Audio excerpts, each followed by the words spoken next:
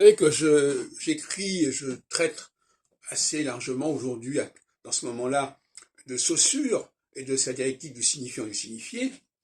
Et ce qui manque chez Saussure, c'est euh, le troisième terme. Le troisième terme, qui est celui du virtuel.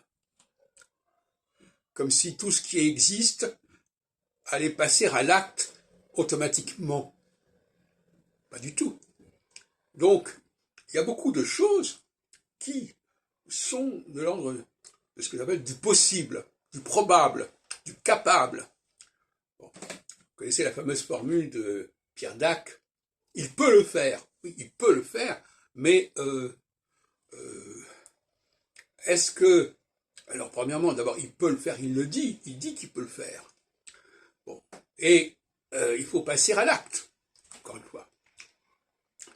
Donc, dans le rapport signifiant-signifié de chez Saussure, on a le signifié qui est l'acte réalisé, bon, très bien, et le signifiant qui est, à mon avis, si on reste au niveau purement de la langue, ce qui va permettre au signifié d'exister,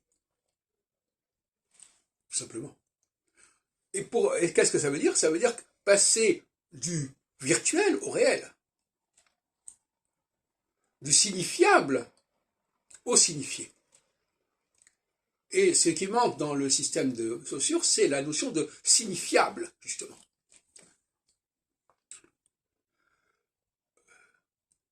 De ce qui est possible, de ce qui existe éventuellement, mais qui ne va pas encore forcément passer au stade de la réalité. Alors, en linguistique, qu'est-ce que ça veut dire? Ça veut dire que bon, on oppose souvent le signifiant, ce sont les mots, et le signifié, ce sont les choses. Mais c'est pas comme ça que ça se passe. Le signifiant, c'est ce qui permet aux choses de signifier, mais à partir du moment où elles sont signifiables. C'est une condition nécessaire. Et cette condition nécessaire, elle n'est pas envisagée chez Saussure.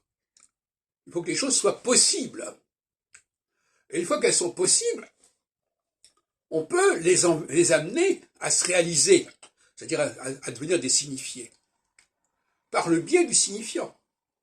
Donc le signifiant, c'est un vecteur, c'est un catalyseur qui permet de passer du signifiable au signifiant, au signifié.